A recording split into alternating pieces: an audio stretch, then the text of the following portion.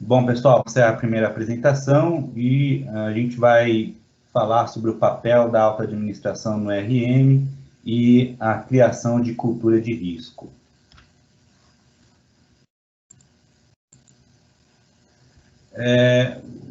Aqui a gente apresenta os tópicos, né, os principais assuntos que vão ser abordados. Primeiramente, a gente vai falar dos objetivos, do objetivo em si, o papel do Conselho de Administração, no caso da alta administração, né, que aí pode ser consubstanciado na figura do Conselho e da diretoria colegiada. O que é esperado dessa alta administração e como ocorre a formalização da delegação da supervisão de risco nas empresas, né, como isso comumente ocorre. Em seguida, a gente vai falar do papel do CRO, as origens e as razões, né, desse diretor. Ele pode desempenhar basicamente dois papéis, que a gente vai dizer mais para frente, que é o de controller e o de consultor estratégico. Em seguida, a gente vai falar um pouco da questão da cultura de risco, o que é os elementos e o papel da cultura dentro do assunto de gerenciamento de risco. E, por fim, as considerações finais. Aqui os objetivos, então, o objetivo geral é indicar o papel da alta administração no RM, né, e a criação de cultura de risco, e com base na literatura básica da disciplina, e também vamos trazer algum material complementar aqui, baseado em pesquisa textual que a gente realizou. Nos objetivos específicos é explanar os principais assuntos e conceitos do tema a partir do estudo científico e proporcionar reflexões e novas visões acerca da temática, tá? A gente vai trazer algumas visões de estudos que apresentam perspectivas que não são fáceis de fazer o elo, como, por exemplo, ligar o RM ligar o gerenciamento de risco à inovação, ao nível de inovação nas empresas, por exemplo, né? Então, começando pelo papel do conselho e de administração e da diretoria colegiada, né? Que seria a alta administração, seria quem toma as decisões na empresa. Nesse ponto, a gente, quando observa a bibliografia básica, né? Que é o texto do Bruce, ele é enfático em indicar ao menos 3 itens, sendo que para dois deles o Conselho deve garantir. Então, ele é taxativo. Primeiro, é garantir que a implementação dos processos de gestão de risco estejam alinhados com a estratégia da organização, né? Esse alinhamento é importante para evitar que a parte de gerenciamento de risco fique isolado do resto, né? Então, ele precisa, a gerenciamento de risco, ele precisa estar integrado aos processos da companhia. E essa infraestrutura de integração, ela tem que ser garantida, né, pela alta administração. Eles têm que garantir que isso ocorra. Como que eles podem fazer isso? Eles precisam fazer perguntas quanto à robustez dos modelos, né? Eles recebem os relatórios das áreas delegadas pelo gerenciamento de risco e eles precisam questionar esses relatórios, pressionar, né, os gerentes, a administração em segundo nível, para poder ter condição, né, de avaliar o nível de robustez desses modelos. Ele deve, inclusive, além de fazer a revisão e o monitoramento, avaliar se não é preciso a contratação de consultores externos, né? Bom, o segundo papel da alta administração seria exatamente exercer a supervisão, né? Para isso, eles precisam receber os relatórios, e se, porventura, eles entenderem que os relatórios não são completos o suficiente para garantir que eles estejam exercendo a supervisão de risco, eles devem, e aí aqui é até indicado, eles devem ser agressivos, tá? Com a administração para exigir a documentação e os relatórios de forma tempestiva, de forma completa. Aqui, o Tribunal de Chancelaria de Delaware, que foi indicado até na literatura básica, eles classificam, né, como uma falha em exercer a supervisão, uma falha sistemática em requerer relatórios, né? Se a alta administração se omite em solicitar relatórios às equipes, então é exatamente nesse ponto que eles falham em exercer a supervisão. Quanto do recebimento desses relatórios, obrigação do conselho ficar alerta, da alta administração, e ficar alerta com relação às red flags. Qualquer sinal, né, por exemplo, um ponto vermelho, um cheque negativo num relatório, ele deve ser examinado, tá? Não adianta, mais para frente, no caso de um problema que a companhia vem enfrentar, uma crise, eles indicarem que deixaram passar um tique vermelho ali no relatório. Não, eles têm a obrigação de serem sensíveis às red flags e a exigir, né, o tratamento adequado às falhas ou aos indicativos de que não estejam cumprindo as metas de risco, né? E aqui o terceiro ponto, embora seja extremamente desejável que a companhia desenvolva uma cultura, a gente sabe que essa é uma etapa bem avançada, né, no RM.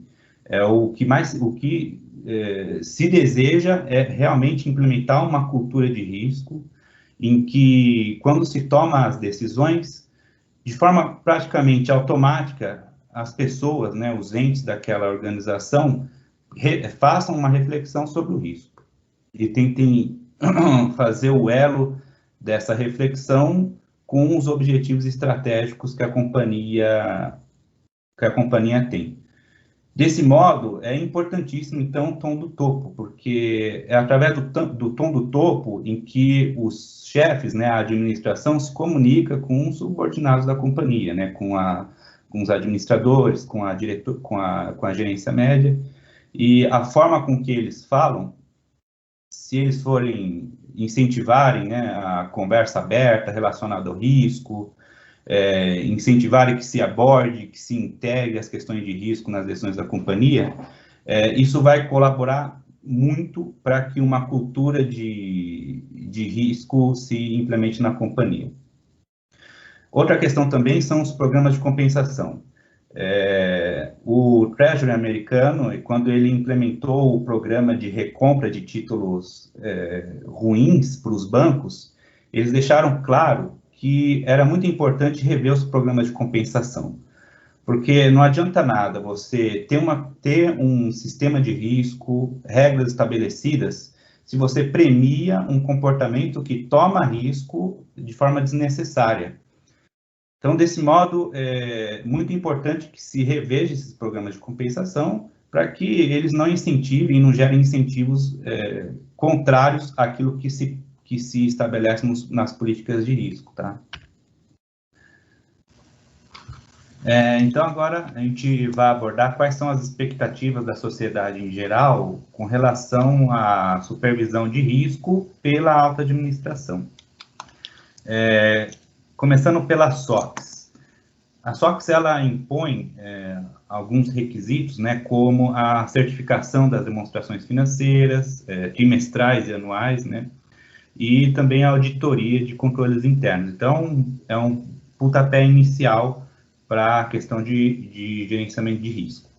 Depois, né, a própria Bolsa de Nova York coloca para as empresas listadas que o COAUD deve discutir políticas de avaliação de risco, né? Então, algumas diretrizes e políticas devem passar pelo pelo Comitê de Auditoria, para que eles avaliem e deem a perspectiva deles para o Conselho de Administração sobre aquele assunto. E, em seguida, mais ou menos a partir de 1995, surgem frameworks, né, que oferecem a estrutura básica para as empresas que querem implementar a administração e o gerenciamento de risco, que vão ajudar elas nesse sentido. Depois, a Standard & Poor's, que é uma agência de rating, elas começam a incluir formalmente no processo de avaliação deles uma avaliação do ERM das empresas, né? Em que estágio se encontra, o quão sofisticado que é. Em seguida, também a gente tem um outro exemplo do Federal Reserve, que, no caso do Tesouro Americano, né, no ápice da crise de 2007, 2008, eles implementaram um programa de compra de ativos.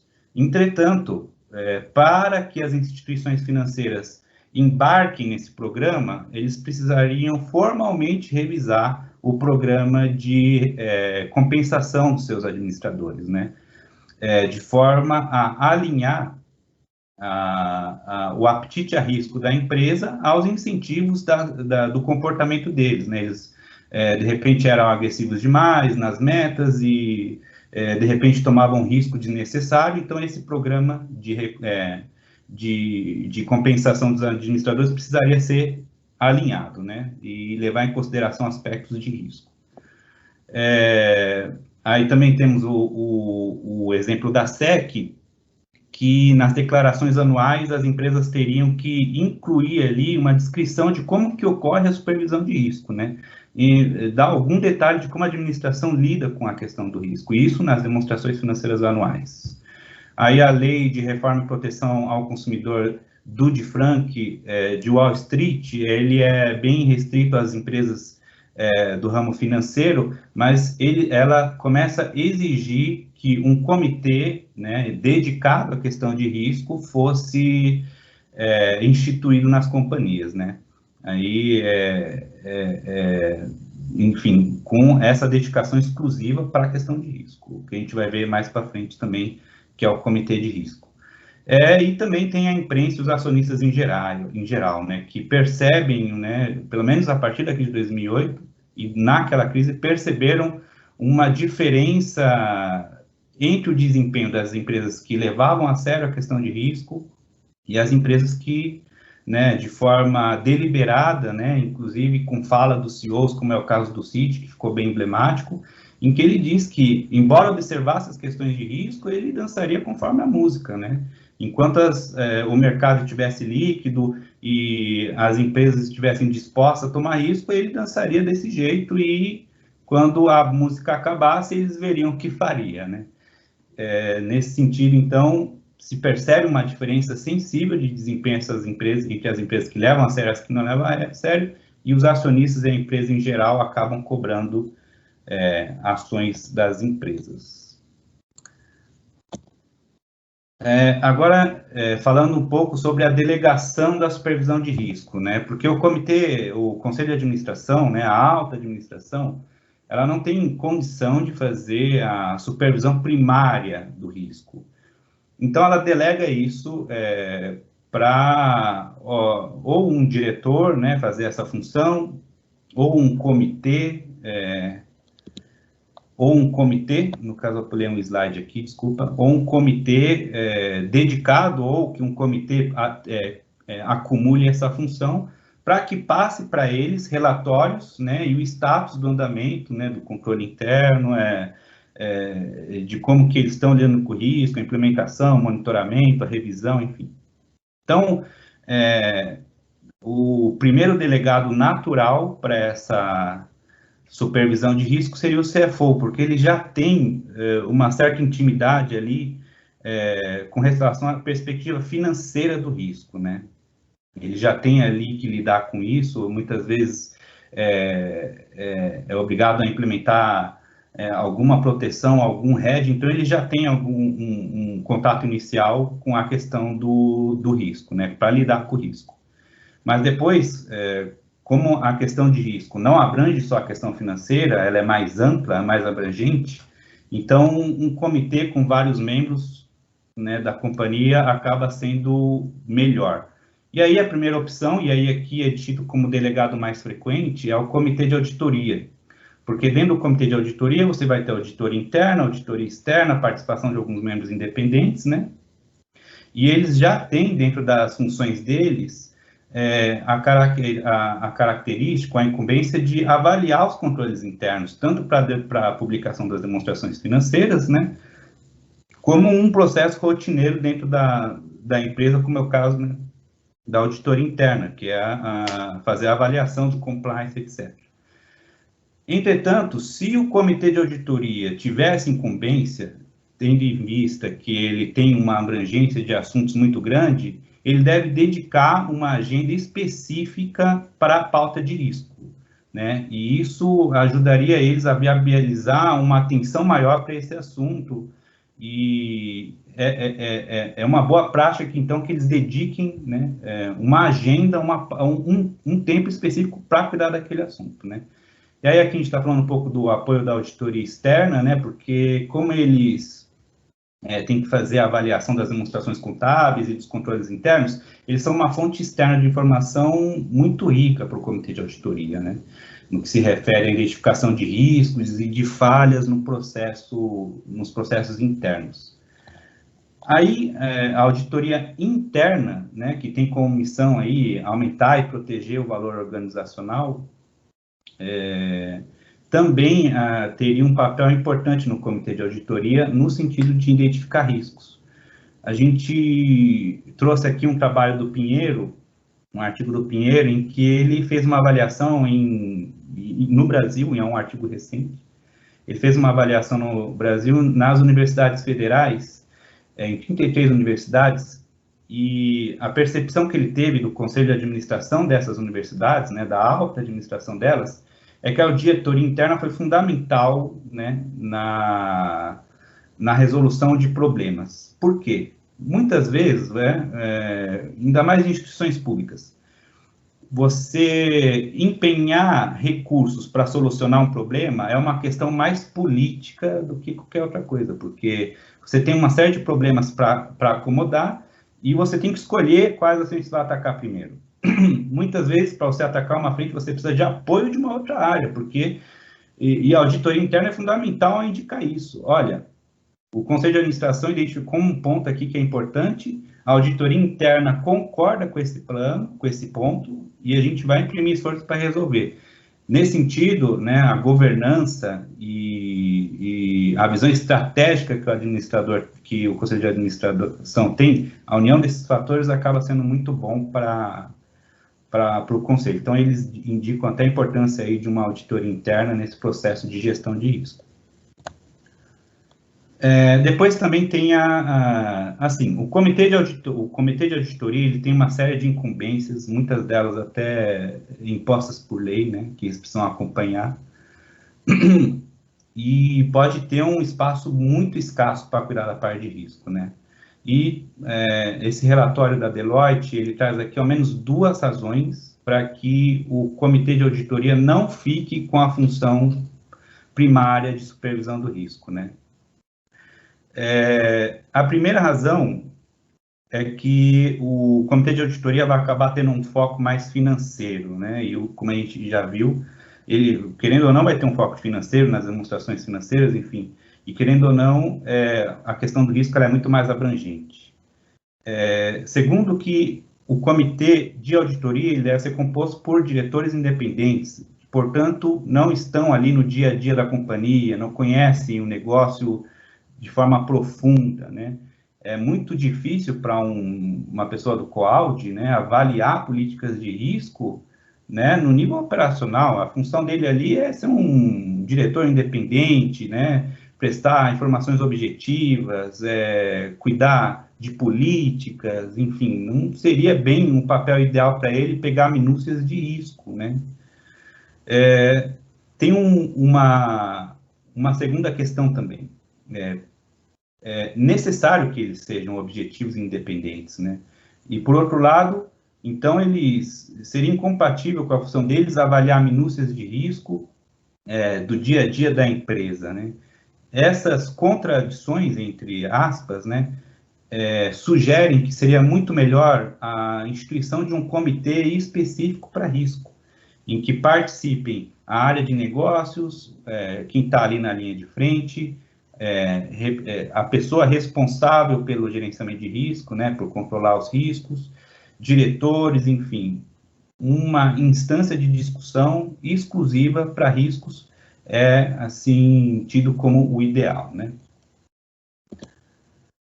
Aqui tem uma pesquisa da Deloitte, em continuação, em que eles fazem um diagnóstico do cenário brasileiro e, de modo geral, as empresas não têm aderido a um comitê de auditoria exclusivo, né?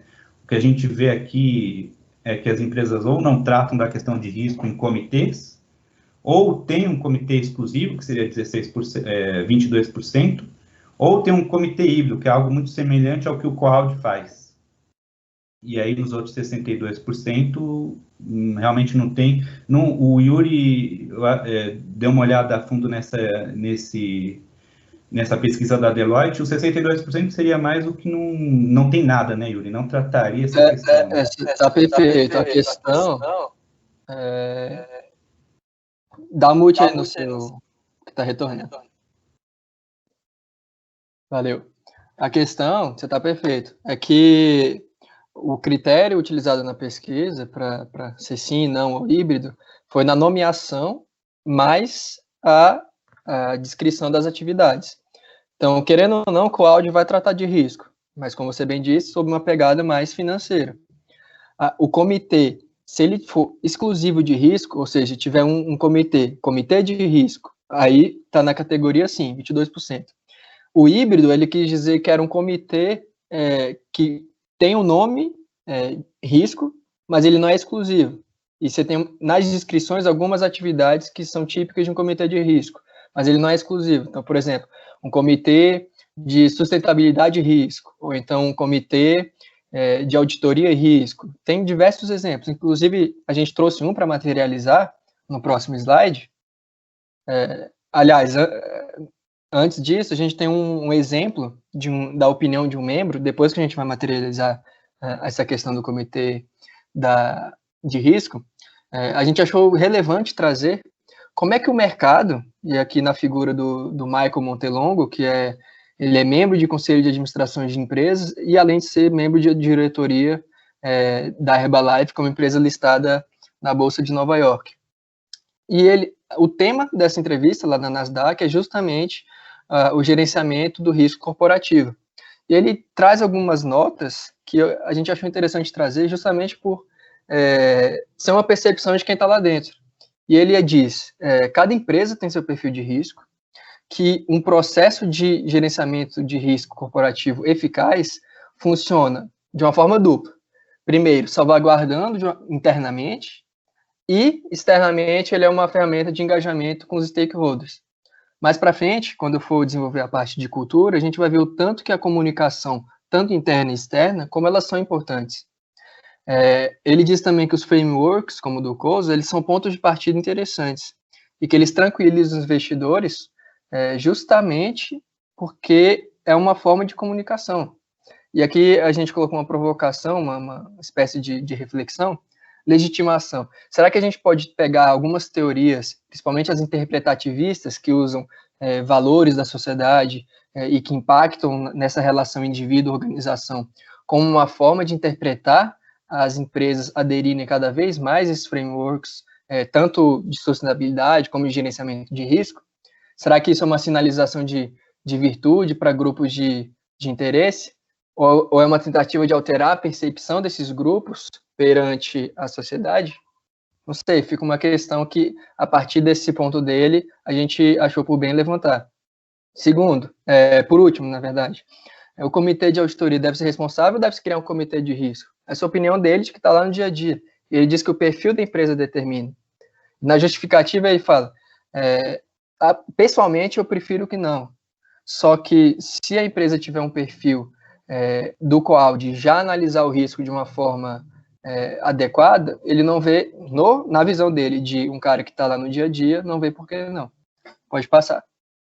E aqui a gente tenta trazer um exemplo de estrutura corporativa, justamente para vocês visualizarem, e uma empresa que esteve no olho do furacão na crise de 2008, então acho que é relevante também por causa disso, como é que ela dispõe os seus comitês no seu site de relações com investidores. Então, tem ali o COAUD, um comitê de compensação e de capital humano, um comitê de governança corporativa, sustentabilidade e ESG, e um comitê próprio de risco empresarial. Será que essa composição poderia ser explicada por algumas teorias? Eu dei um pontapé inicial ali no slide anterior, só que existem outras teorias, como o grupo, teoria do stakeholder, teoria institucional, a teoria do disclosure voluntário. Será que elas ajudam a gente a entender por que as empresas estão relatando esse risco corporativo? Qual é o interesse dos entes normatizadores abocanharem essa temática? Então, é uma reflexão que ela é também suscitável e que diversas pesquisas tentam seguir por esse caminho. Pode passar. Perfeito. Obrigado, Yuri. Nada. Aí a gente traz também algumas pesquisas, né, que lançam luz, né, sobre o perfil do Conselho de Administração, o impacto desse perfil sobre o processo de gerenciamento de risco, né. Aí a primeira pesquisa que a gente trouxe aqui, de Fakir e Jussor, né, eles avaliam se a diversidade de gênero dentro de um conselho de administração, dentro da alta administração, impacta no processo de ERM nas empresas, né? De fato, ele não encontrou suporte para fazer essa associação, embora ele tenha concluído que o ERM, sim, interfere bastante na estrutura corporativa das empresas. O Andaldi et al., aqui, são 3 autores, eles avaliam a relação da qualidade do Conselho de Administração. Essa qualidade, através de uma pesquisa, ele fez uma pesquisa junto a várias diretorias de empresa, né, indicando o que esses diretores entendem por um Conselho de Administração com maior ou menor qualidade. Por exemplo, produtividade dos encontros, das reuniões, né? Liberdade nas reuniões para falar o que quer, né? Às vezes um conselheiro não está à vontade para falar na reunião, fala por fora da reunião. Então ele elenca ali uma série de itens que ele considera aprimorar a qualidade do Conselho de Administração. E relaciona isso com o nível de RM adotado pelas empresas. Esse nível de RM seria o estágio de evolução, né, da implementação de um RM, considerando aí um COSO, por exemplo, né, quanto mais avançado, enfim, mais etapas do COSO ela cumpriu, por exemplo, né. E aí ele fez essa pesquisa e relacionou, né, empresas avançadas no RM com, né, com a qualidade, né, que ocorre no Conselho de Administração, e percebeu que existia, sim, uma correlação positiva, né? Então, um Conselho de Administração, né, uma alta administração bem alinhada, né, de bom desempenho de reuniões, acaba impactando, sim, num processo de RM mais avançado, né? Acaba sendo favorável a surgir um ambiente em que o risco é levado em conta e é valorizado, e culminando com a implementação de um programa de gestão de risco. Aí, como a gente estava falando, né, existe uma tendência, né? Primeiro você tem que a delegação primária do risco era do CFO, depois, com uma percepção mais abrangente de risco, cai para o COALD, depois para um comitê de risco específico, né? Agora tem também a dedicação exclusiva de um diretor para a questão de risco sendo levantada, né? Esse assunto não é recente, ele começou, segundo a bibliografia básica, tá? Ele começou em 1956, a partir de um estudo publicado na revista de Harvard, em que, dado o cenário de pós-guerra, né, o aumento dos custos, impunha às companhias a necessidade de restringir mais e controlar mais, né, os custos, né, aumentar a eficiência. E se sugere que se nomeie um administrador específico para gerenciar os prêmios de seguro, que ele entendia ser um custo que vinha se elevando nas companhias, natural, visto o cenário complexo que vem, né, acontecendo. Então, começou a partir disso, né, uma pessoa específica para gerir o prêmio de risco, o prêmio dos seguros. Depois, a partir de 1970, aí também é textual indicar o modelo Black-Scholes, em que se passa a ser possível criar instrumentos financeiros para se proteger de determinados riscos. Nesse caso, né, o administrador do risco, né, a pessoa dedicada para esse assunto, ela faria um trabalho de gestão, além de gerir o seguro, gerir uma carteira, né, tentar diversificar riscos, né, levar em consideração riscos financeiros, enfim, um degrauzinho a mais. O próximo item é consequência disso, né, mercado de derivativos propiciou maior controle de risco e estabilidade de preço. Depois, em 1987, foi uma tentativa do Merrill Lynch de incluir uma pessoa, um departamento exclusivo para a questão de risco, né? Como não era um item obrigatório, acabou que essa função foi perdendo um pouco foi perdendo um pouco a utilidade dela. Muito provavelmente era muito questionada, enfim, foi perdendo a credibilidade. O texto também cita outros casos, aí no caso foi acabando sendo bem sucedido, que foi o Deutsche Bank, né? Aí na nomeação de CRO, o Hugo Banziger. Nesse caso, sim, foi bem implementado, com a inclusão de uma gerência de risco que conversava com as outras áreas e uma série de processos novos surgiram, uma política de risco apareceu e foi melhor implementado que o Merrill Lynch. Depois, a partir de 1995, vem uma série de normatizações e aí eu incluo também os frameworks, né? Que acabaram dando uma estrutura básica de como que as empresas poderiam implementar o processo de gerenciamento de risco delas. E aqui também tem 2 artigos, né, que indicam a presença do CRO. O primeiro é que a presença de um CRO, a nomeação de um CRO, é um sinal de que a administração está preocupada com a questão de risco, né? Bem até vai em linha com o que o Yuri acabou de dizer, né? É um sinal que você dá para o mercado. Muitas vezes os acionistas, eles se orientam a partir de sinais, né? Uma empresa que tem um CRO nomeado, presta atenção às questões de risco, né? Observou o que ocorreu na crise de 2018 e o comportamento de certos diretores, então ele passa a prestar atenção nisso e passa a ser um diferencial ter um CRO nomeado.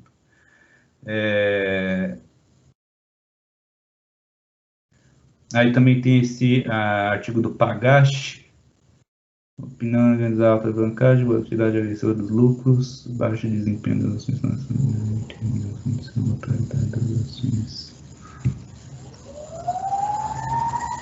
Dá uma ajudinha aí, Yuri? Opa, claro. Dá uma no áudio. Foi mal. Tá tendo retorno aí para você? Foi? Valeu. Esse segundo artigo, ele trata justamente do perfil dessas organizações que tendem a ter um CRO. E eles verificam que existe no contexto e na delimitação da amostra deles, que as organizações com alta alavancagem, com uma volatilidade agressiva dos lucros, ou seja, os lucros variam muito, com baixo desempenho das ações e um relacionamento linear entre a remuneração dos CEOs e a volatilidade das ações, ou seja, a ação subiu muito, o CEO ganha muito. A ação caiu um pouco, ele ganha menos. Essas empresas com esse perfil tendem a ter um CRO. Isso que essa pesquisa nos traz. Manda ver aí, Luiz. Perfeito, obrigado, Yuri. Então aqui uma vez que a gente indicou a origem, né, como que começou a questão do CRO, agora a gente vai indicar aqui algumas boas razões para se ter um CRO, né?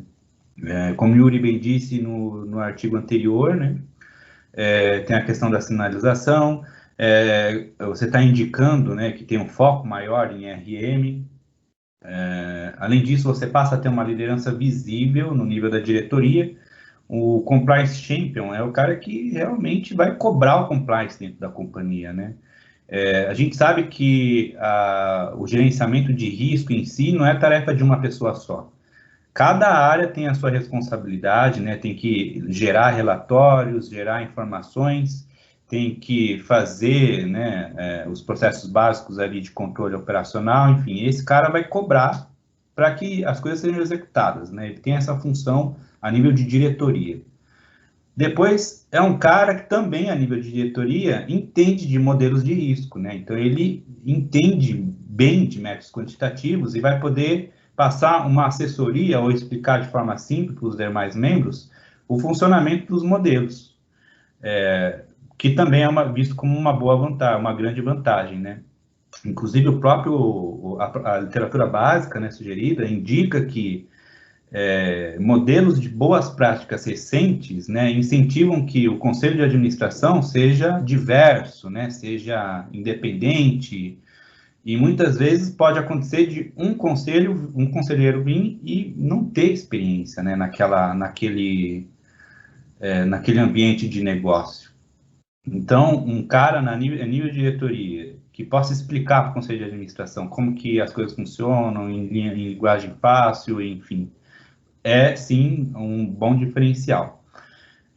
Depois, fornecer uma visão holística, porque, repito, ele está a nível de diretoria, está cuidando de vários assuntos e ele precisa obrigatoriamente correlacionar esses assuntos a temas de risco e lançar isso para os demais membros, né?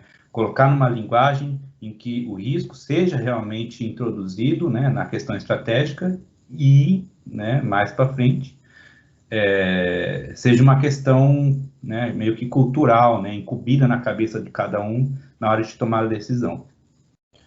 Depois a visão de cima para baixo, né, e, por fim, exigências de reguladores, investidores e observadores, né. E embora eu não tenha visto reguladores, né, eu vi mais reguladores para a questão de comitê de auditoria, mas investidores em geral e observadores veem com bons olhos uma pessoa dedicada à questão de risco, tá? Não sei se o Yuri viu alguma coisa de regulação, Yuri. Acho que eu acabei colocando exagerado aqui, regulador. Acho que não tem regulador que... Igual a gente tem um normatizador central de IASB, IFRS, ou até mesmo de sustentabilidade, que a gente tem algumas iniciativas. Não, nós temos algo difuso, que meio que surgiu como uma necessidade, quase como um efeito ação e reação. Então, a gente pode ver naquele seu slide que a gente colocou os marcos e as leis, as normatizações que surgiram e, de certa forma, compeliram as entidades a se debruçar sobre isso. Eu acho que é um sistema. Então, você tem uma crise, as pessoas veem quais foram as falhas, tentam corrigir. Eis que a importância da cultura e manter a disciplina independentemente de pressões externas ou internas. Então, tentando devagar menos aqui, eu acredito que reguladores, a gente tem aquelas principais normatizações, só que não é algo tão centralizado, até porque empresas diferentes têm perfis de riscos diferentes, até algo que a gente vai suscitar como reflexão depois. Será que tem como um regulador central colocar um só modelo de gerenciamento de risco corporativo para toda uma infinidade de empresas, com perfis de riscos diferentes, com culturas diferentes? Eu sou um pouco cético quanto a isso. Então, uma coisa é você ter medidas GAP do IASB, sendo que você tem usuários padronizados, usuários primários bem definidos, você tem uma área que não é cinzenta, é preto e branco, gera relatórios financeiros de uso geral, com o intuito de fornecer informação para o credor, para o investidor e tomar a melhor decisão. É a alocação de recursos pura e simples. Aqui não, você tem uma amplitude de razões de existência maior. Por isso que eu acho que é uma complexidade também um pouco é maior. Não sei se eu mais ajudei do que atrapalhei. Não ajudou. Eu acho que quando eu fiz esse slide aqui, eu queria colocar exigências de investidores, observadores, acabei colocando reguladores. Não, realmente é uma... Fica a reflexão aí pro pessoal para terça-feira. Toca o barco aí. Bom, aí existem basicamente duas escolhas filosóficas, duas posições filosóficas que o CRO pode tomar dentro da composição da diretoria executiva, né? O primeiro é de controller estratégico. O controller estratégico, ele seria mais o papel de especialista em modelagem de risco, né? Então, ele vê cada uma das frentes em que a empresa opera e vê os riscos associados a cada uma dessas frentes e tenta correlacionar esses riscos para obter uma indicação de risco global da companhia. Muitas vezes, uma área arriscada, duas áreas tomam riscos que são correlacionados inversamente, né? Então, não se pode simplesmente somar os riscos delas, né? O papel desse cara é mais ou menos criar esses modelos que evidenciam essas questões de risco, né? De correlação de risco e apresentar uma visão abrangente de risco da companhia. Esse cara, ele, como vocês viram, tem um entusiasmo quantitativo. Ele é muito ligado a métodos matemáticos, né? Ele, muitas vezes, não vai dar atenção por o que é a linha de negócio, né? O que é o entusiasmo que as linhas de negócios vêm. Mais para frente, a gente vai falar do consultor estratégico, que passa a considerar essas questões e é interessante. Então, ele vai ter o foco no desempenho risco/retorno, né, absoluto e relativo. Vai ser a principal métrica de desempenho para ele. E, como vai ficar evidente, ele vai ter problema de conversar com as linhas de negócio, porque ele vai querer falar de número e as linhas de negócio vão querer falar de ganhar dinheiro, né? Então, ele vai ter dificuldade para conversar com as pessoas que estão diretamente envolvidas com a atividade de ganhar dinheiro na companhia. Aí tem a função do CRO como consultor estratégico, né? E aqui ele tem realmente um papel estratégico, né? Primeiro que ele vai ser o advogado do diabo, né? Sempre que lhe for apresentada, né, sempre que lhe for apresentado uma estratégia de negócio, ele vai desafiar as premissas daquele negócio, né? Ele vai tentar olhar além do horizonte, né? Ele vai tentar olhar os riscos emergentes, o que pode acontecer, o risco incumbido, né, subjacente. E isso, claro, né, não é tarefa fácil, é tarefa para quem tem muita experiência, essa é uma das características desse CRO. Ele usa os controles de risco tradicionais, né? Então ele não vai entrar em modelos complexos, ele vai usar modelos que são já bem estruturados, bem conceituados e que são considerados boas ferramentas para indicações, né, de tendências. Então ele não vai tomar uma decisão com base no modelo matemático, ele vai usar isso como uma informação, um suporte, né, para a argumentação dele. Então, aqui, né, não consideram modelagem de risco suficientes, né, ceticismo quantitativo, conhecem profundamente a atividade da organização, né, muitas vezes, conforme também a bibliografia básica indicou, ele é egresso de uma área de negócio, né, então, ele conhece bem a sensação de fechar um negócio, de fechar um contrato. O livro fala aqui uma coisa que eu achei muito interessante, né, os negociantes bem-sucedidos, eles forçam os limites, né? Eles vão tentar derrubar qualquer tipo de barreira que inviabilize o negócio. Então, é um comportamento natural e esperado deles, não é ruim tomar certo risco. O problema é tomar risco excessivo. Esse consultor conhece o negócio, sabe como é que sabe, na hora de frear uma atitude muito exagerada de alguém da linha de negócio, ele sabe exatamente o ponto em que ele vai falar e ele vai compreender, né, o caso, o analista ou o vendedor, enfim. E outra coisa também é que, por conta dessa bagagem que ele tem, ele é muito respeitado, né? Quando ele emite a opinião dele, né, muitas vezes pode ser até contrário, né, à conclusão de um negócio, ele vai ser entendido porque ele tem experiência, já passou, já teve na linha de frente, enfim. Eu coloquei aqui a criação de sentido sob estresse. A criação de sentido sob estresse é justamente isso. Você tem as pressões de vendas, você tem empolgação de ter de fazer as vendas, né, muitas vezes forçando os limites, e ele vai ser o cara que entende isso e vai colocar as questões que devem ser observadas e que serão entendidas pela linha de negócio. Qual papel desempenhar? Então, a gente tem aqui, e mais para frente a gente vai colocar isso como discussão, né? Você tem, então, essas duas escolhas filosóficas, controle estratégico e consultor estratégico. O Yuri colocou bem, né? Vai depender do perfil de risco de cada companhia. Às vezes, uma companhia não tem um perfil de risco alavancado, as linhas de negócio não geram muito risco, né? E você não precisa ter uma modelagem estatística profunda, né?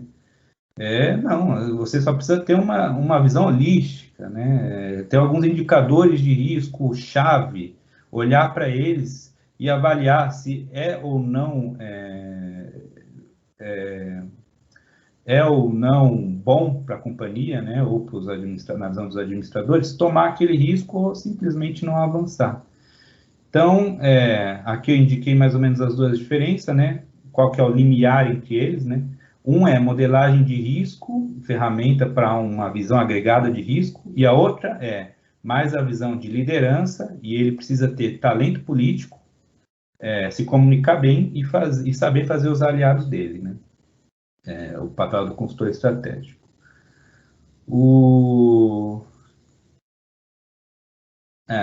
Aqui também, né? Na minha opinião, e isso aqui também está indicado na leitura básica, é que o gerenciamento de risco é um esporte de contato, né? As pessoas precisam conversar abertamente sobre risco. Nessas conversas que elas acabam se sentindo mais confortáveis para indicar as preocupações delas, e muitas vezes a preocupação de uma área operacional é fundamental para que um CRO, né, tenha um insight ou lance luz sobre questões que no futuro podem ser importantes. Então, às vezes o cara que é consultor estratégico, muito voltado para matemática, não tem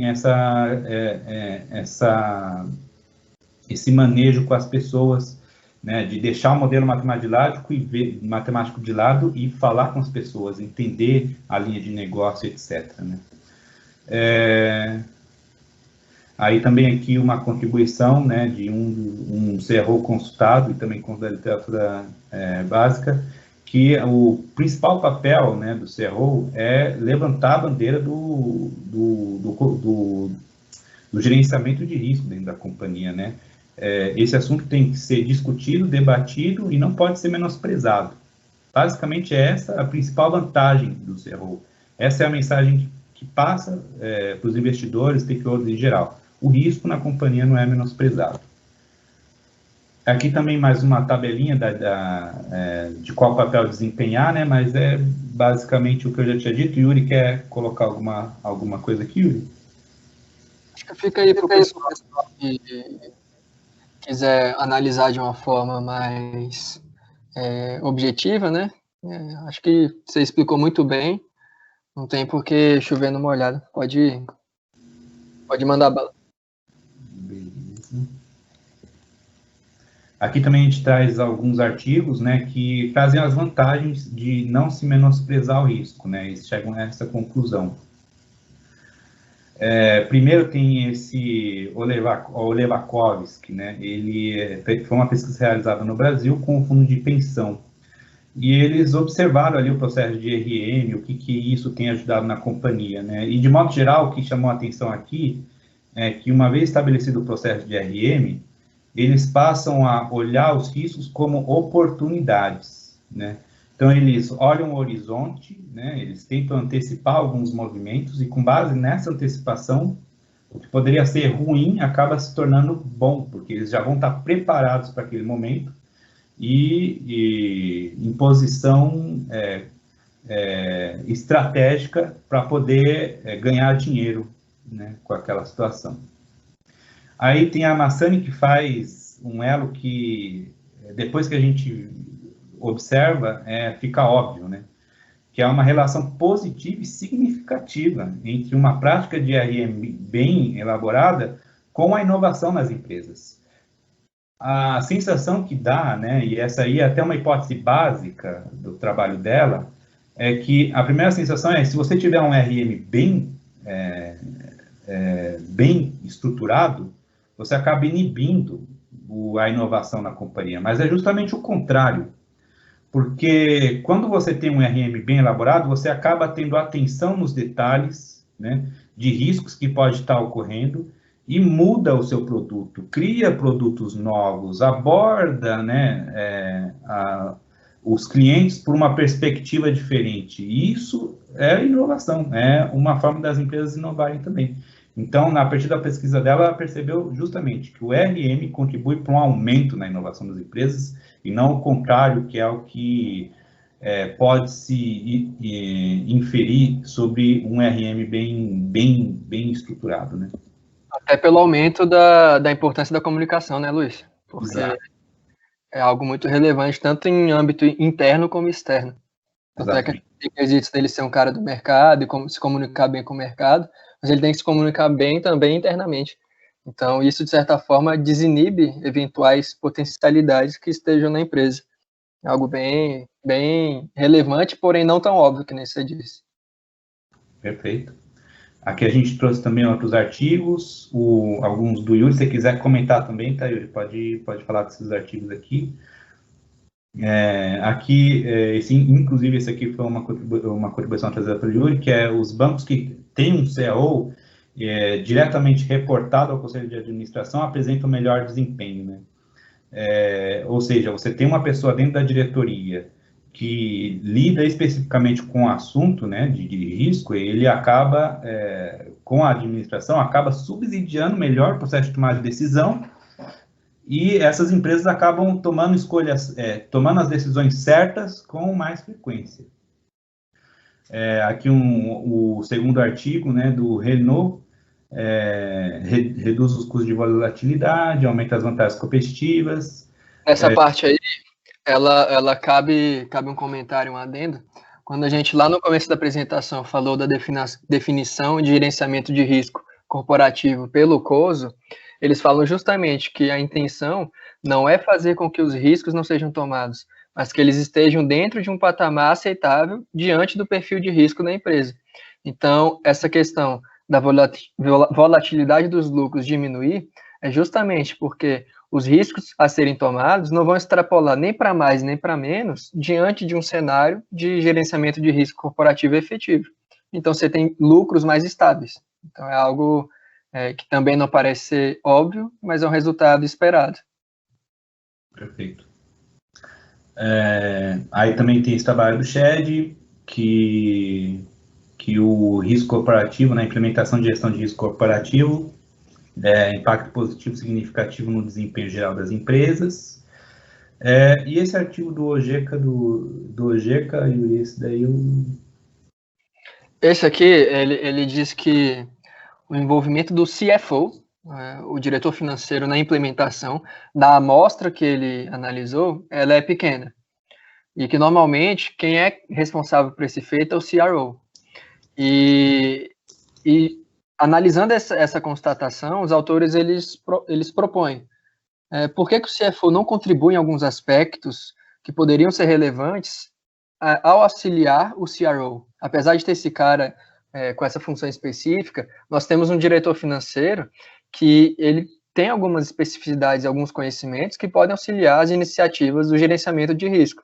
E eles listam, que é a identificação e análise dos principais indicadores, a implicação financeira desses mesmos riscos e a integração do ERM nas atividades financeiras tradicionais. Então, isso coaduna com tudo que a gente vem dizendo até aqui. Uma comunicação com o ambiente interno, seja o CFO com o CRO, ou até mesmo a parte operacional mais básica. E esse estudo, ele delimita essa comunicação nesse cenário aí de maior ou menor envolvimento do diretor financeiro. Perfeito, maravilha. Aqui com relação às regras aqui a gente apresenta alguns artigos que demonstram, né, como que tem sido a divulgação das empresas, né, o quanto isso tem apoiado os investidores, enfim, quem é usuário das demonstrações financeiras. De modo geral, o que a gente indica aqui é que, as empresas elas têm tido dificuldade em fazer um disclosure de risco. Ou essas informações são deficientes, né, sobre a perspectiva da qualidade delas, ou seja, não são facilmente comparáveis no tempo, ou comparáveis entre outras, né, ou a utilidade é muito baixa, realmente é uma informação muito vaga. Existem lacunas importantes que inviabilizam a compreensão, né, por parte do usuário daquela informação, do risco, do perfil de risco da empresa, mas, de modo geral, né, como aqui está no último artigo, a divulgação de riscos, né, pode reduzir, pode trazer, sim, alguns benefícios, né, principalmente do ponto de vista regulatório e dos órgãos normativos. Cara, essa parte vai ficar bem ruim. Pô, não achei tão ruim, não. É porque é uma parte difícil mesmo de reflexão. Manda bala aí. Aqui também alguns outros artigos, exclusivo para a questão do disclosure, né? E aí a gente deixou até uma frase aqui: não basta botar o ovo, tem que cacarejar. Mas será? O que esses artigos aqui indicam é que quando as empresas, né, depois de terem feito um diagnóstico bem sucedido de risco, né, o que sugere aqui um IRM bem implantado, seria natural que elas começassem a falar disso nas demonstrações financeiras, né? Em alguns casos são chamadas a fazer isso. Mas aqui, de modo geral, o que os artigos indicam é que falar de risco, né, de forma muito específica pode ser muito ruim. Não muito ruim, mas pode ser ruim. Aí o primeiro artigo, ele indica que encontra evidências de que o custo de capital se encontra associado negativamente à divulgação de risco, ou seja, é até bom por um lado, mas geralmente as empresas que o fazem, elas estão numa situação de desempenho ruim. Então, elas começam a divulgar e falar mais de risco para passar um certo conforto para os investidores, e a partir daí tem um desconto ali, né, uma taxa de desconto menor aplicada sobre o seu fluxo de caixa na análise dos analistas financeiros. Então, por um lado, é muito bom quando elas fazem isso, mas quem faz geralmente está em situação ruim, não são empresas que estão em boa situação. Segundo, é que, no caso, quando as empresas estão tomando empréstimo, né, se nas demonstrações financeiras dela tem alguma indicação de risco operacional, isso pode prejudicar ela, porque quem está passando o empréstimo para aquela empresa pode aplicar uma taxa de juros maior, e é isso que o segundo trabalho acabou evidenciando, tá? Descobriu-se que, em média, o spread de crédito de uma empresa sobre sua dívida negociada publicamente aumenta marginalmente e se revela uma fraqueza material. Se eleva caso aquela fragilidade divulgada seja material, né? E aqui, por último, ele diz que o Botossona indica que uma divulgação, um disclosure maior de risco, ele vai ter um impacto menor quando uma empresa é muito coberta por analistas, né? Mas vai ter um impacto mais significativo se ela for pouco coberta por analistas. O que a gente quer trazer aqui é que o disclosure de risco, né, que seria aí uma etapa seguinte, né, ao diagnóstico de risco, pode não ser muito bom para as empresas. É ainda um tabu as empresas falarem de risco nas demonstrações financeiras. E essa questão a gente também gostaria de suscitar. Até que ponto é bom para as empresas divulgarem, né, fragilidades ou riscos materiais nas demonstrações financeiras. Até que ponto isso é vantajoso para investidores, né, e stakeholders em geral, e para a própria companhia, né, no sentido de aumentar o valor do capital da companhia. Falar um pouquinho de cultura de risco, Yuri. Exatamente. Bem, olá pessoal, eu vou dar continuidade aqui à ótima apresentação que o Luiz já iniciou e eu espero conseguir manter o nível da apresentação. Bem, de um modo geral, o que a gente, retomando um pouco, o que a gente viu até aqui? A gente viu a estrutura, então tentando fazer uma metáfora aqui, com o risco de fazer uma metáfora ruim. A gente viu como é que funciona a casinha, né? As bases, o tijolo, quem mora lá dentro, quem são os agentes responsáveis, como é que é a vizinhança, a estrutura. Agora a gente vai verificar como é que é o ambiente, como é que funciona a interação entre esses mecanismos, como é que funciona a interação entre estrutura, indivíduos e outras estruturas. Tudo isso dentro de um contexto de gerenciamento de risco. Então, a cultura em si, ela é um fator que liga estrutura e pessoas. Então, ela é preponderante para o sucesso do gerenciamento do risco corporativo, porque ela vai além da técnica, dos processos e dos procedimentos. É muito possível, inclusive a gente consegue dar exemplos, empresas com ótima qualidade técnica, ótima qualidade de processos e procedimentos internos, em termos técnicos, de conseguir exercer o seu objetivo em termos técnicos. Vamos dar um exemplo aqui mais concreto. A Odebrecht. Alguém duvida da capacidade dela de erguer um viaduto ou fazer uma ponte? Não, é uma empresa de engenharia que é boa. Alguém duvida que ela consiga se financiar num banco? Os processos internos funcionam até uma certa medida, então também ok. Só que existia lá dentro um gabinete da corrupção, literalmente, uma diretoria para tratar de assuntos de corrupção. Então, existia uma cultura que contaminava, mesmo esses processos internos e técnicas que fossem excelentes, porque o processo decisório ele era contaminado. Então, o que determina como as empresas se comportam? Um dos elementos, um elemento bastante importante, é a cultura. São os valores. E como é que se cria uma cultura interna em que as pessoas, nesse processo decisivo e decisório, elas sejam conscientes dos riscos das suas tomadas de decisão. Então, esse é o contexto. Então, a gente tem que analisar as empresas a partir de um ponto de vista em que o risco indevido é evitado. De novo, o Luiz ele mencionou isso muito bem. Não é que a gente queira evitar risco. O risco ele é inato, inerente da atividade empresarial. Só que os riscos que está fora do apetite da empresa, e como é que a empresa verifica isso? Qual que é o seu perfil de risco? Qual que é o seu perfil corporativo? Eu trouxe aqui 2 exemplos bem ilustrativos. Você tem a Enron, vamos pegar a Enron antes da picuinha e dos atos de corrupção. Ela sempre foi uma empresa extremamente agressiva.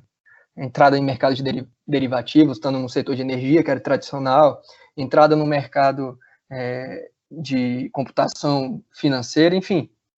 A outra empresa, pelo contrário, a Berkshire Hathaway, do grande investidor Warren Buffett, a filosofia de vida e de investimento dele leva em consideração um conceito muito importante, que é a margem de segurança. Ele literalmente está sentado em centenas, acho que 200 bilhões de dólares que a empresa tem, e ele não investe, porque ele tem um conceito de investir apenas em empresas de valor menor do que o seu preço, ou valor maior do que o seu preço, né, de mercado. Então a gente verifica que empresas têm perfis distintos, vão ter processos decisórios dentro desse ambiente, também tomados por esse impacto do valor na decisão. Pode passar. Então, o objetivo de se ter uma cultura, pessoas conscientes da cultura do risco, é que esses tomadores de decisão, todos esses indivíduos que a gente vem falando até aqui, eles reconheçam a importância de se avaliar e identificar os riscos, a importância da comunicação, tanto de risco atual como potencial, e verificar sempre o binômio risco-retorno nas decisões corporativas. Por quê? Porque a gente tem que verificar que uma das importantes, se não a principal premissa do gerenciamento de risco corporativo é justamente otimizar a relação risco-retorno, para assim a gente conseguir maximizar o valor, seja financeiro, seja... Aí depende da ótica, a gente está vivendo momentos em que medidas não financeiras vêm ganhando atenção e a sua importância. E como é que essa relação risco-retorno vai trazer valor para esse grupo de interesse? Então, a gente tem que ter uma cultura de percepção do risco que identifique esses riscos relevantes, e não só isso, que essas decisões sejam tomadas com um olhar no impacto no resultado. Então, essa cultura de percepção é necessária para tornar efetiva o gerenciamento de risco corporativo. Pode passar. Então, a gente consegue verificar que, caso essa cultura não esteja solidificada por toda a organização e por todos os indivíduos, nem todos os riscos relevantes podem ser identificados. Então, riscos sendo ignorados, as decisões são tomadas de forma equivocada e isso impacta no resultado. E um trade-off muito relevante que a gente consegue visualizar são os trade-offs de ganho de curto prazo e os de ganhos de longo prazo ajustados pelos riscos. Existe uma pressão, e a gente vai exemplificar aqui, eu gosto bastante de exemplificar porque eu acho que os conceitos ficam mais claros. Existe uma pressão para as decisões de ganho de curto prazo. Em que sentido? Vamos analisar os incentivos de recompensa. Toda decisão ela perpassa por uma política de risco empresarial, que está inserida dentro desse contexto de gerenciamento de risco. Eu tenho uma motivação interna na política decisória, e uma das mais importantes é o incentivo de recompensa, que pode afetar tanto o resultado da empresa como a decisão a ser tomada. Um exemplo, o mercado de seguros. O mercado de seguros, uma figura importantíssima, é o corretor. O corretor, de certa forma, a função dele é comercial e de acompanhamento dos clientes. Se eu tenho uma comissão, um exemplo hipotético aqui, de 3 produtos, 3 seguros, seguro de vida, seguro acidente e seguro invalidez, vamos supor. Eles têm, primeiro, preços distintos, margens distintas, e eles têm também riscos distintos, tanto para a empresa como para o segurado. A chance de alguém morrer é menor de alguém se acidentar. Se eu coloco um grau de compensação, uma recompensa igual para esses 3 seguros, concordam comigo que a motivação interna única e exclusivamente vai ser a venda? Pô, se não faz diferença se eu não tenho um olhar de risco-retorno para a empresa, se eu tenho um olhar puramente simplesmente na venda, eu vou vender qualquer coisa. Então, essa comunicação interna ela deve ser feita e planejada de uma forma estratégica. Existe também, por outro lado, a pressão externa. Os competidores da empresa são todos analisados por quem está naquele setor específico. Então, vamos pegar aqui um exemplo, setor calçadista. Eu tenho ali a Grendene, a Schultz, as Havaianas, né, com as alpargatas. Se eu olho para um competidor e ele tomou uma escolha ruim, digamos que ele tenha feito um hedge ruim, ou tenha investido de uma forma equivocada. Eu acho, inclusive, eu vou mudar o meu exemplo, lembrei de um melhor, desculpe. Um exemplo claro é o da subprime, a crise de 2008. A gente estava inserido num cenário em que todo mundo estava, todo mundo, eu estou sendo exagerado, mas boa parte do mercado, seja de derivativo, seja de concessão de crédito imobiliário, seja de análise de rating, eles estavam subavaliando os riscos, porque estava todo mundo, como o Luiz bem disse, dançando conforme a música. Então, eu concedo um crédito ali para aquele indivíduo que já está alavancado, que alugou uma casa, e que aquela casa está dentro de um derivativo, então virou uma bola de neve de ganho de curto prazo, que não verificou e desconsiderou completamente os ganhos de longo prazo ajustados pelos riscos. Então, a gente tem que analisar tanto a consequência dessas estruturas de compensação, como verificar a importância da manutenção da disciplina, a qual requer cultura corporativa. Pensa em um banco que não tenha concedido empréstimos na crise de 2008 e que, por isso, ele tenha perdido, entre aspas, ou seja, viu a concorrência ganhando dinheiro e ele não. Imagine o grau de disciplina que esse banco teve que ter, e logo cultura corporativa, para não cair na tentação de sucumbir para a pressão externa. Por isso que é essencial uma ótima comunicação, tanto interna como externa. Interna para, no exemplo dos seguros, conversar com o corretor, e externa, para o exemplo da crise de 2008, se ater de fazer, tomar condutas que sejam contrárias ao seu perfil de risco e o binômio risco-retorno. Pode passar. Por outro lado, analisando também a cultura, a gente pode desestimular a boa tomada de risco. É o outro lado do trade-off. Você pode subotimizar o comportamento. Em que sentido? Bem, você pode punir pelo resultado e não pela avaliação da conduta e do risco. Vou dar um exemplo também. Vamos pegar aqui um hedge de uma empresa fictícia. Uma empresa fictícia não, vou dar uma empresa real. A M. Dias Branco. Ela é uma produtora de biscoitos, enfim. Um dos seus principais insumos é o trigo. E o trigo é cotado em dólar. E o trigo ele é sensível ao clima, ele é sensível também ao dólar, e a M. Dias também é sensível à queda da bolsa. Então, se ela fizer um hedge em eventos normais, para se proteger tanto do dólar, como da queda da bolsa, como do evento climático, se tudo for ajustado pelo binômio risco-retorno, ou seja, minha produção é X, aí os próximos grupos vão entrar mais a fundo como é que é feito esse cálculo. Aqui a gente está indo do macro para o micro.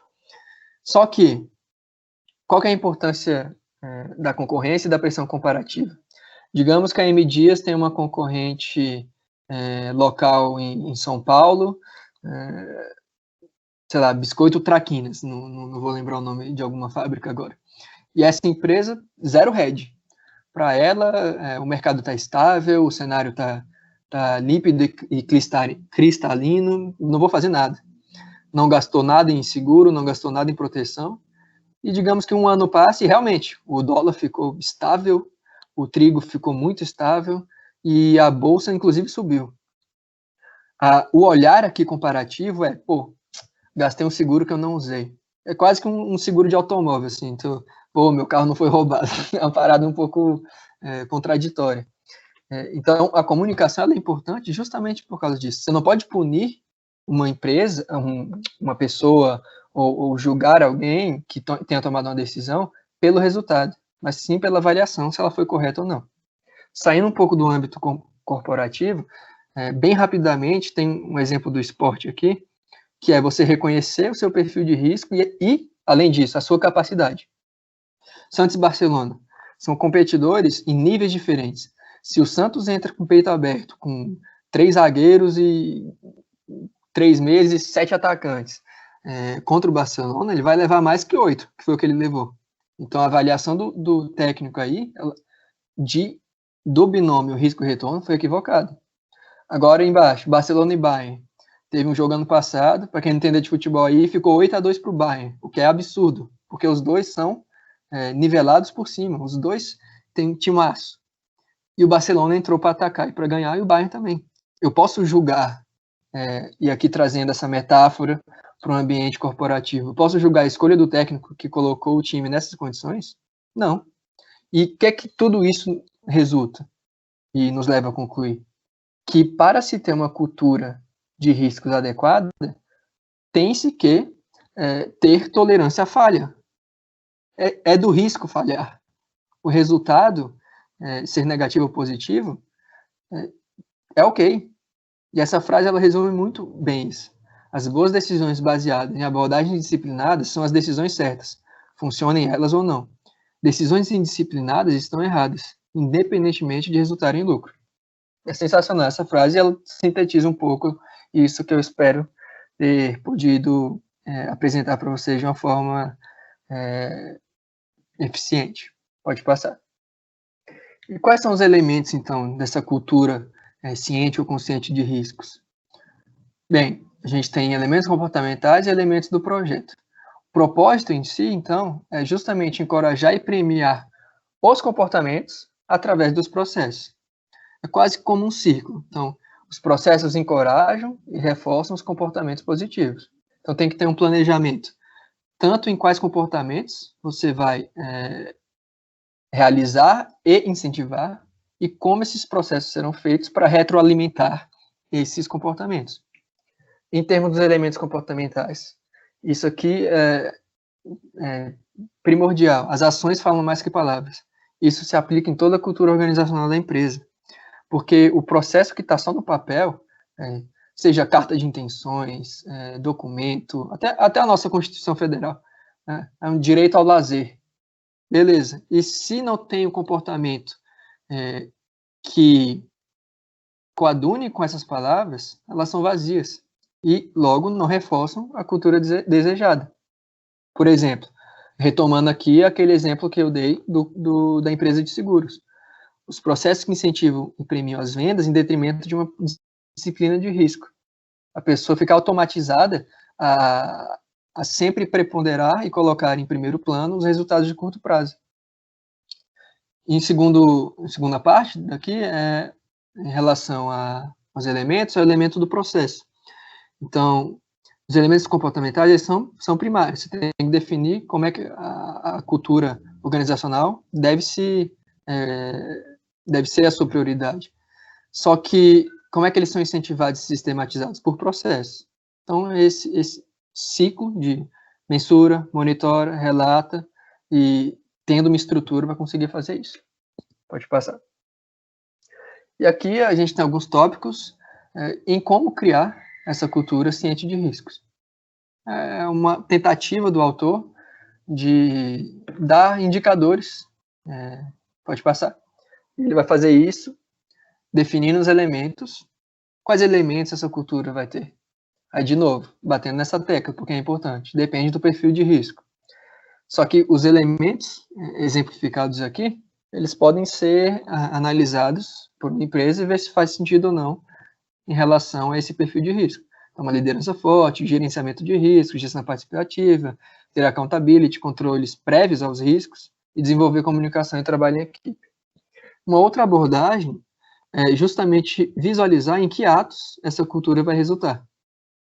Como é que as pessoas vão se comportar a partir desses valores estabelecidos? Eu desejo atos de integridade, entendimento do impacto no cliente, eu quero um gerenciamento de risco que seja feito com disciplina, que tenha processos colaborativos. É uma outra abordagem de uma mesma definição de elementos. Pode passar.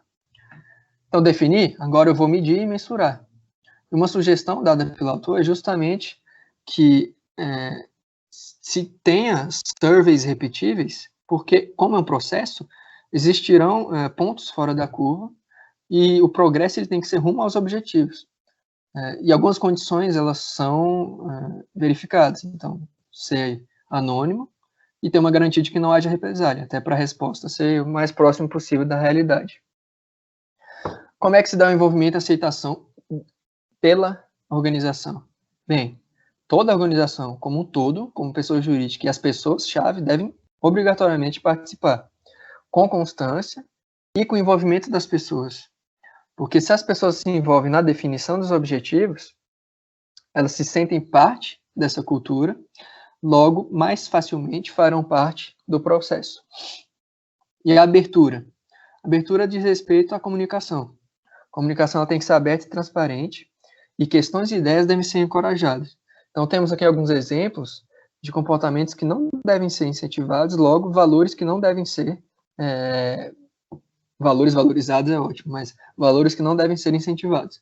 Profissionais sêniores procurarem não monopolizar discussões, tópicos tabu não podem existir, então a linguagem e a troca de ideias devem ser encorajados, os modelos não podem ser tidos como estabelecidos, nada é imutável, e as decisões devem ser baseadas em emoção, não em fatos.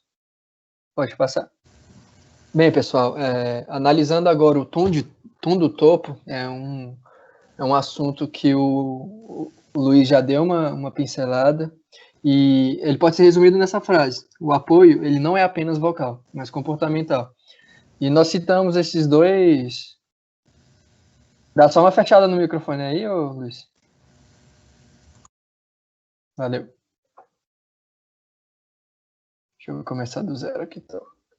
Bem, pessoal, esse novo tópico sobre o tom de cima ou o tom do topo é um tópico que já foi pincelado aí pelo Luiz, e eu só vou complementar, sintetizando e dizendo que é muito importante para que se tenha uma cultura ciente de riscos, justamente porque esse exemplo comportamental e não vocal, ele é uma ação central para o ambiente ético das empresas. Então, esses dois artigos, eles não sobrepõem 100% e de forma total o conteúdo de gerenciamento de risco empresarial, mas o intuito foi justamente trazer como o tom do topo é importante para tanto métricas financeiras como não financeiras. E uma conceituação aqui de dois artigos distintos, que o tom do topo é a linguagem narrativa corporativa, uma vez que é uma forma fundamental pela qual o CEO decreta a sua liderança. E entra toda aquela questão de estratégia, comunicação, que a gente vem batendo nessa tecla e que, de fato, é o que faz uma cultura, uma estrutura e pessoas tenham um gerenciamento de risco corporativo efetivo. Em sequência, o alinhamento de incentivos e recompensas, a cultura do exemplo. O que isso quer dizer? Que deve existir um alinhamento entre os incentivos e as recompensas com os objetivos das empresas. Então, as empresas elas conseguem colocar valor em diversos resultados. E o sistema de recompensa ele é um direcionador.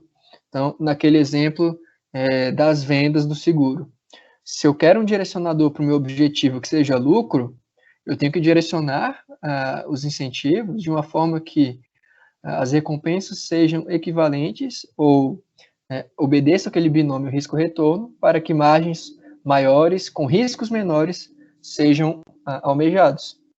Porém, não somente objetivos financeiros têm as empresas. Então, esse alinhamento, ele é financeiro e também não financeiro. Logo, essa recompensa, ela nem sempre deve ser feita em forma de compensação. Ou seja, se você tem elementos que reforçam certos comportamentos que não necessariamente tem que ser financeiros, você tem outras maneiras, como a promoção e o reconhecimento, sendo as mais notáveis. Pode passar. E o que o gerenciamento de risco tem a ver com a cultura? Aqui é um dos slides finais, justamente que a gente vai ligar aquilo que o Luiz explicou com o ambiente, a cultura de percepção dos riscos. O comportamento aqui é referente ao setor de gerenciamento de risco. E por que é importante a gente entender como é que esse setor deveria se comportar? Justamente porque, além de serem influenciados, eles auxiliam a desenvolver a cultura de percepção do risco. Então, eles fazem parte da cultura organizacional, porém, também auxiliam a desenvolver a cultura de percepção do risco. E é algo que o Luiz bem pontuou, o perigo de se ter apenas tecnicistas, orientação à técnica ou treinamento técnico à frente de outras qualidades que são necessárias, como a comunicação e o marketing. Por quê? A percepção, e isso em várias áreas da nossa vida, e aqui, excepcionalmente, aliás, especialmente, a percepção das pessoas que fazem parte da corporação, dos líderes e de outras entidades, é um passo importantíssimo para ver como essa cultura e esse gerenciamento de risco vem funcionando, se de forma eficaz ou não. Explicar as razões da conduta de forma clara e transparente pode fazer com que aqueles exemplos passados de pressões externas e internas se tornem mais fáceis. Então, retomando, a crise de 2008, se eu tivesse uma comunicação clara, ficar de fora da dança, da música, seria uma medida de disciplina, porém, logo, que representa essa cultura de riscos e maximizaria a eficiência do gerenciamento de risco. Logo, esse gerenciamento ele deve ser feito em todas as etapas de processo, produção, serviço da empresa, porque é algo que incentiva e retroalimenta aquele ciclozinho que anteriormente eu apresentei. Logo, também deve existir um conhecimento do setor, do negócio como um todo. Aquela antagonização que o Luiz bem fez entre o consultor e o controller. Os dados devem ser sólidos e confiáveis, e o setor, a gente deve lembrar, de gerenciamento de risco, ele não manda na empresa, ele não decide nada diretamente, só que ele tem um papel de fornecer informações e análises durante todo o processo decisório, porque o processo decisório deve seguir o binômio risco-retorno. E aqui, por fim, tem essa frase que eu acho que sintetiza muito bem o conteúdo até aqui explanado, do grande professor da Modern, e ele diz: para ter sucesso na gestão de riscos, você tem que incorporá-lo na organização através de 1. Estrutura, 2. Cultura, bem como obter as pessoas certas. É o casamento dos 3 itens da nossa apresentação em uma só frase. Você tem a estrutura, você tem a cultura, por meio de pessoas certas. Pode passar. Aqui é um adendo de uma pesquisa que a gente fez, por se tratar de cultura e a sua relevância no ambiente, principalmente de controle e de gerenciamento de risco corporativo, existe um tópico, uma temática chamada finanças culturais. É um ramo novo. Esse primeiro artigo do Nadler e Brower, eles aduzem que essa temática faz parte de um campo novo em desenvolvimento e ainda desestruturado, e que desdobra uma função de complementação para conceitos de finanças sustentáveis e preferências nas tomadas de decisão. Então, como a cultura influencia a tomada de decisão. Esse campo aqui ele é mais voltado para a ótica financeira, só que diversos conhecimentos podem ser aproveitados para a gente entender melhor a cultura no ambiente de risco também. O Goodall ele faz uma revisão de literatura de todo o campo de finanças culturais e verifica como elas são enquadradas historicamente. Apesar de não ser o propósito, a gente contornando aqui consegue entender que teorias de base elas auxiliam muito o entendimento de diversas pesquisas. Até algo que a gente aprendeu, epistemologicamente falando, a gente pode pesquisar qualquer coisa, desde que haja coerência. E então, essa frase no final, a gente trouxe para tentar consubstanciar o que os autores entendem por cultura, que é: cultura corresponde à sociedade, o que a memória corresponde aos indivíduos. Então, como se fosse a memória da sociedade, os valores. Isso aqui é uma cultura nacional, né? Um exemplo mais amplo. Pode passar. E aqui só uma forma bem rápida de ilustração de como é que funciona esse campo, até como uma forma de incentivo aos colegas de pesquisarem, e é algo bem terciário aqui na nossa apresentação, mais um incentivo do que uma complementação. Essas 6 dimensões de cultura, elas são correlacionadas a diversos comportamentos e atitudes em finanças ou não. Então, aversão à incerteza, distanciamento do poder, individualismo, masculinidade, orientação para o longo prazo e indulgência e moderação. De vermelho, eu marquei o que teria mais a ver com a nossa disciplina de gerenciamento de risco. Eu vou citar como é que, culturalmente, o individualismo e a masculinidade influenciam o nosso apetite ao risco ou o nosso comportamento e a nossa orientação para o longo prazo. Uma sociedade mais impulsiva ou gestores mais impulsivos fazem mais ou menos hedge. Ser homem te deixa mais ou menos oportunista. Tudo isso tem impacto no gerenciamento do risco corporativo. Então, esses 2 autores, e esse trabalho eu recomendo para quem tiver interesse na área, ele é muito bom. E pode passar, Luiz.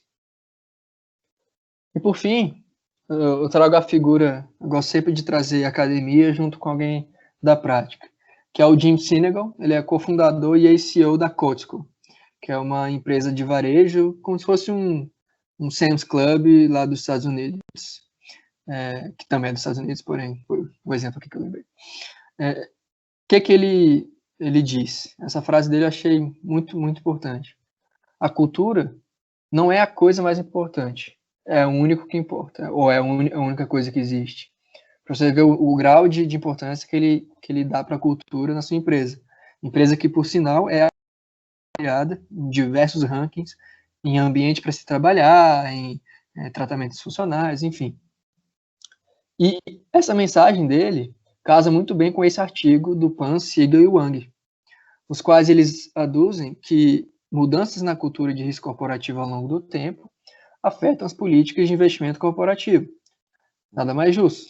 Você mudou a sua cultura interna, as políticas, você vai ser mais suscetível ou menos suscetível ao risco, isso é o esperado.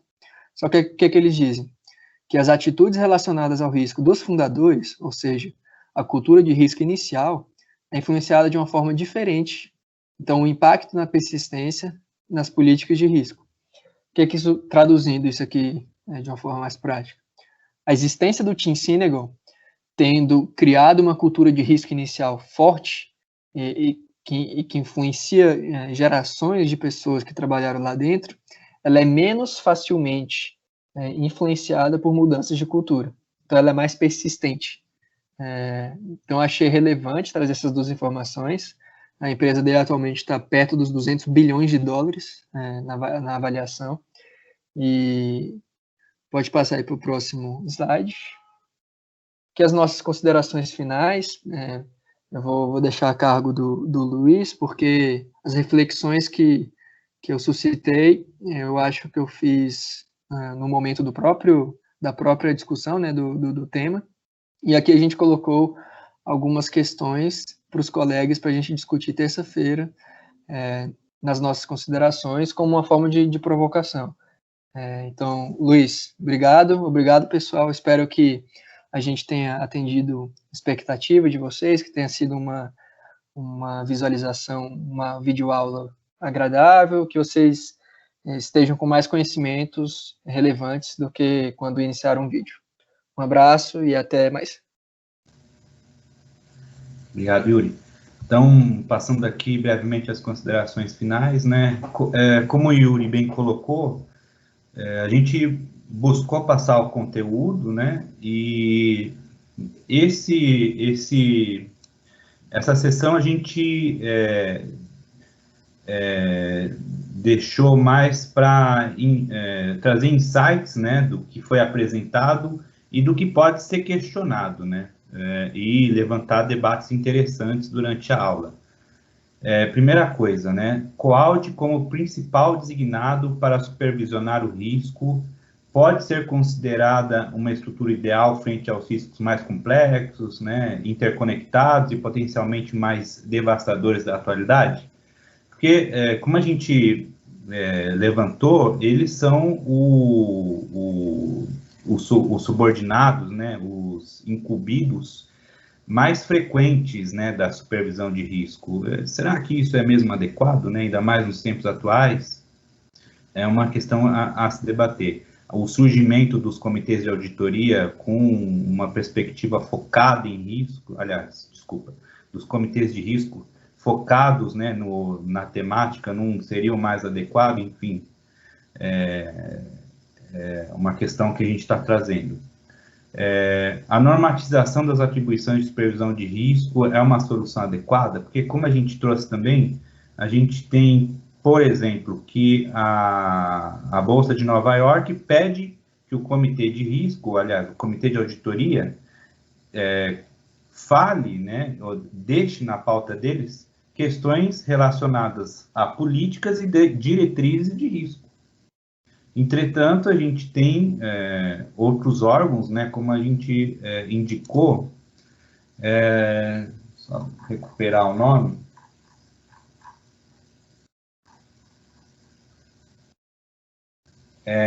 a Lei de Reforma de Proteção do Consumidor, Dodd-Frank, né, de Wall Street, ela já pede que exista um comitê de risco, né, dedicado ao assunto.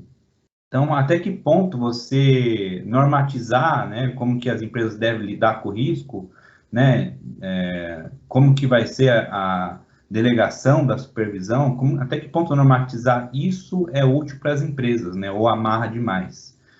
Mesmo porque, como o Yuri bem disse, você tem inúmeras combinações, né, de risco que as empresas estão tomando. Então, nem todas as empresas são iguais são umas iguais às outras. Muitas vezes o perfil de risco é diametralmente oposto, né? De modo que umas têm um perfil mais arriscado, outras não, nem tanto, não precisariam ter uma estrutura dedicada, enfim. Então, até que ponto normatizar essas questões é interessante. Outra questão sobre o disclosure, né? A gente viu que o disclosure voluntário, ele trouxe resultados ambíguos e até conflitantes, né? Para alguns beneficiou, né? Mas no caso, esse benefício são para empresas que realmente estavam muito mal, né? E precisaram divulgar a questão de risco para meio que passar conforto, né? Para os stakeholders. Por outro lado, para algumas empresas que já são intensamente cobertas por analistas, essas informações adicionais pouco agregaram, né, de valor. Pelo contrário, né, você gera um custo para poder gerar aquela informação e transmitir ela para os acionistas. Então, enfim, até que ponto é benéfico para as empresas e para os investidores em geral discriminar nas demonstrações financeiras suas fragilidades, né? O que elas detectaram a partir das avaliações e administração de risco que elas fizeram internamente. E por fim, né, tem o papel do CRO que a gente, aqui nas nossas conversas, né, percebeu que por o surgimento do CRO é realmente um estágio, né, significativamente avançado, porque de RM, né? Então as empresas tinham lá o CFO, depois COAUD, um comitê de risco exclusivo e até mesmo um diretor exclusivo. Então uma etapa bem avançada, né, da implementação de um RM. É justificável para um CRO, né, ser controller estratégico, ou seja, muito ligado ao quantitativo, né, muito preso a questões de modelo, né, não, assim, a gente quer levantar isso, né, embora a literatura básica, né, da disciplina tenha colocado essa como uma filosofia de ação do CRO, será mesmo que, né, combinaria com a posição que a gente, com aquilo que a gente espera de um CRO, que tem que ser uma liderança, um talento político, né, comunicar, saber do marketing, saber das linhas de negócio, enfim. São as questões que a gente levantou a partir da leitura, né, dos estudos que a gente fez.